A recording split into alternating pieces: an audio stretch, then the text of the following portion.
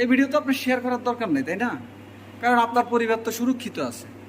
গরুর গোস্ত খেয়ে অর্ধ শতাধিক মানুষ অ্যানথ্রাক্স নামের একটি ভাইরাসে আক্রান্ত রংপুরে। আরে ভাই, এটা বাংলাদেশ, এখানে সব সম্ভব। পত্রিকার ইয়েটা আপনাদেরকে আমি দিয়ে দিলাম। গরুর মাংস বা গরুর গোস্ত আপাতত আপনারা কিনা থেকে একটু বিরত থাকেন, যদি সেই গরুটা আপনার পরিচিত বা আশেপাশের গোয়ালঘরের যদি না হয়।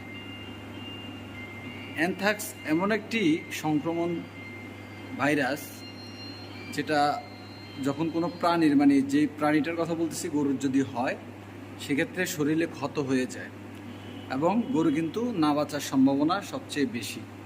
এখন আপনি চিন্তা করেন, আপনি বা আপনার পরিবার যদি এই জিনিসটা খায়, তাহলে কি হতে পারে।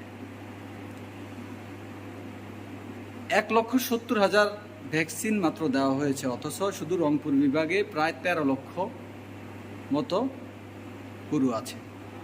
এখন আপনি বাংলাদেশের কথা চিন্তা করেন, এরা কি করে, একটা গরু যখন অসুস্থ হয় তখন সেটাকে সুন্দর মতো প্রসেস করে বাস দোকানে এনে সাজায় দেয়, একটু দাম কমায় দেয়। আমরা কি করি, দাম কম পাইয়া বাস বাস এই ভিডিও তো আপনার শেয়ার করার দরকার নেই, তাই না? কারণ আপনার পরিবার তো সুরক্ষিত আছে।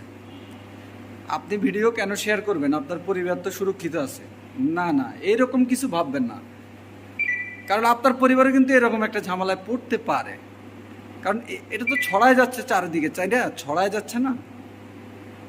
আসলে বাংলাদেশ এমন একটা দেশ, আমাদের, আমি বুঝি না মানবিকতা মানসিকতা বলতে আমাদের ভিতর কিছু আছে কি না। যে জিনিসটা আপনি নিজে খাইতে পারবেন না, সেটা কিভাবে আরেকটা মানুষকে আপনি খাওয়ান?